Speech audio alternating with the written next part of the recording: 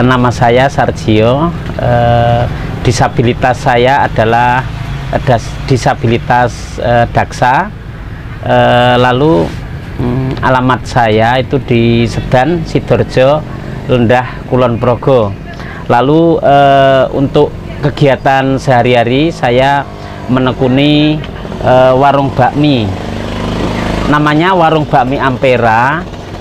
Lalu menu yang kami sajikan itu ada nasi goreng, bakmi goreng, lalu mie kuah. Itu dua macam, yaitu mie letek dan mie kuning. Selain itu Mas, saya juga karena apa ya, warung bakmi itu kadang yo lancar, kadang enggak. Jadi saya harus menyempatkan itu uang kita tabung. Misalnya kita tabung untuk membeli kambing, lalu untuk membeli sapi.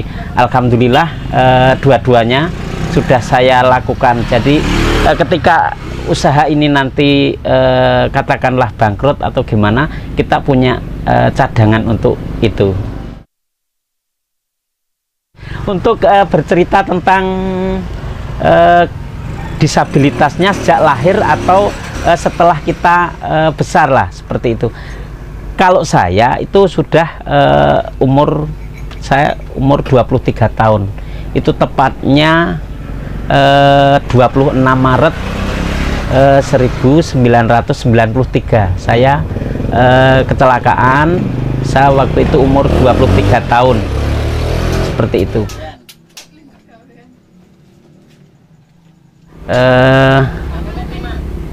Sudah sekitar 1 tahunan.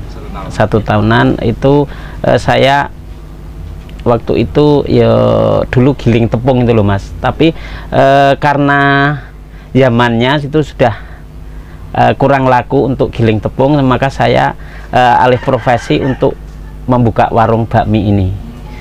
Itu apa ya, kebetulan pas Yakum datang itu kita mulai ke usaha warung bakmi ini. Omong apa ya, kita punya keahlian sebetulnya enggak ya, tapi saya sendiri seneng masak.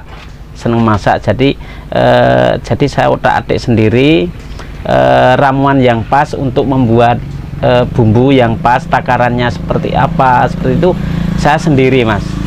Tapi untuk eksekusinya saya memang harus apa ya, kita belajar di tempat teman yang sudah laku. Jadi kita ngamati, lalu kita apa ya, kita coba-coba, lalu kita memutuskan untuk eksekusi untuk melakukan usaha itu, membuka usaha itu. Oh iya, kalau modal untuk investasi apa ini bangunan ini, sebetulnya saya ini juga masalah juga, karena ini miliknya, tanah milik irigasi, milik negara. Jadi saya harus apa ya, sebetulnya saya juga harus mikir bagaimana saya harus punya sendiri, seperti itu. Tapi kalau awal-awalnya memang ada tetangga saya yang punya warung ini, walaupun bukan di tanah mereka, tapi katakanlah saya mengganti rugi untuk bangunannya. Daripada tidak terpakai, saya beli, kalau dulu itu 900.000, itu saya angsur, seperti itu, kita sambil jualan. Lalu apa untuk modal kita, peralatan ya, peralatan kita menggunakan peralatan yang ada di rumah dulu. Jadi kita tidak mengalokasikan apa untuk pengadaan barang itu, peralatan itu tidak harus baru atau yang bagus, tapi kita menggunakan yang sederhana aja, seperti itu. Lalu untuk misalnya dagangannya, kita bisa ngutang ke saudara atau teman. Bahkan untuk saat ini saya sudah bisa dipercaya dari lembaga perbankan.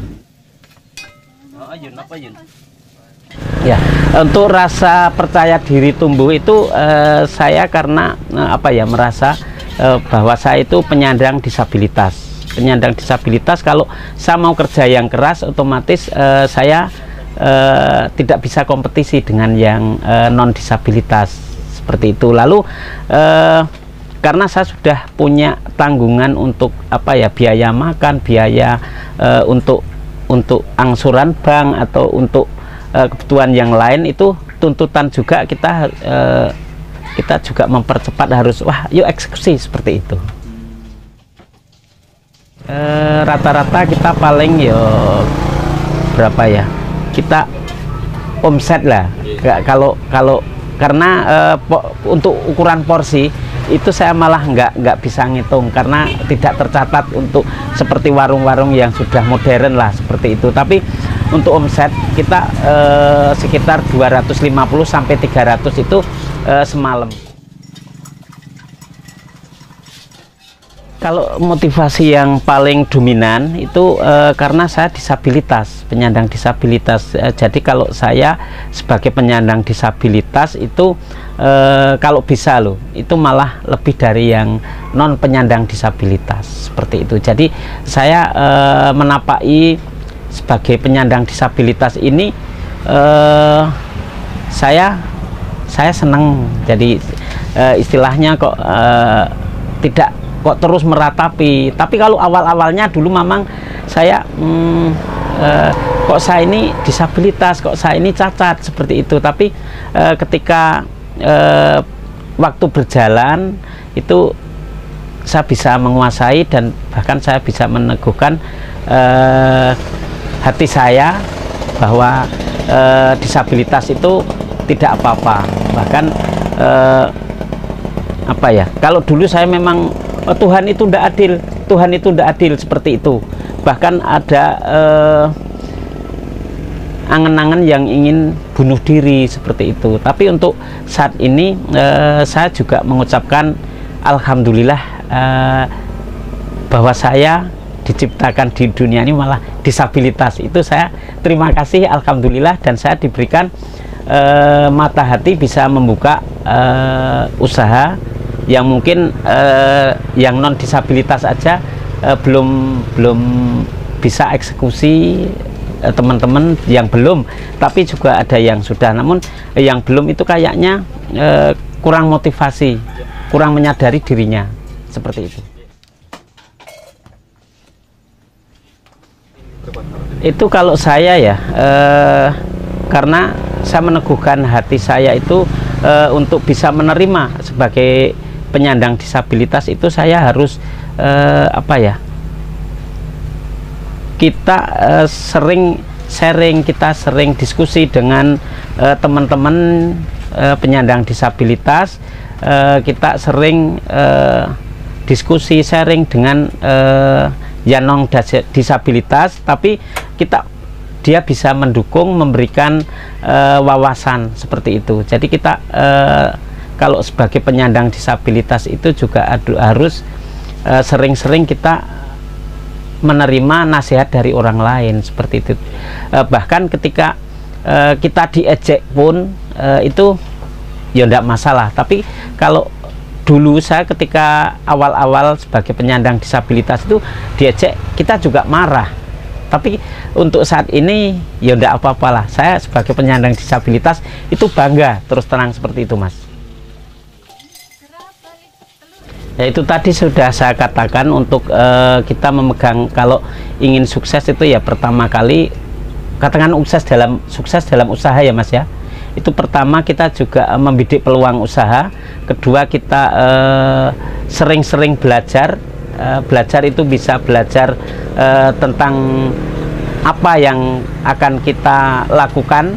Misalnya usaha masak, kita sering-sering belajar memasak. Lalu belajar juga kita ke teman-teman yang sudah berjalan dalam artian usahanya sudah lumayan berjalan seperti itu. Jadi kita sering-sering ngobrol seperti itu, kita akan menumbuhkan kita percaya diri. Lalu yang tidak kalah pentingnya itu ketika kita sudah punya pelanggan, itu servis kita. Misalnya kita kalau apa ya, jualan kok cemberut, itu pelanggan juga akan lari. Tapi kalau kita bisa apa, pelayanan bagus ketika lalu kita dengan tetangga itu kita juga care, kita tetap apa ya, dengan tetangga itu ketika kita banyak rezeki, kita juga apa ya, berbagilah seperti itu. Jadi kita wong kita itu punya, kita mencari rezeki, minta rezeki dengan Tuhan itu tidak hanya milik kita sendiri, sebagian juga apa ya, mereka milik orang lain seperti itu. Jadi bukan semata-mata milik kita sendiri.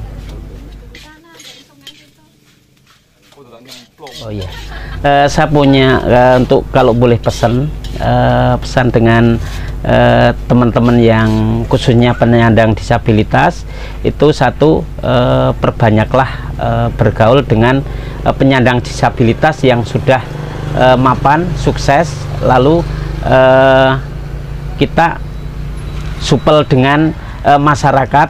Jadi tidak hanya kita serawung melulu ke penyandang disabilitas, namun masyarakat juga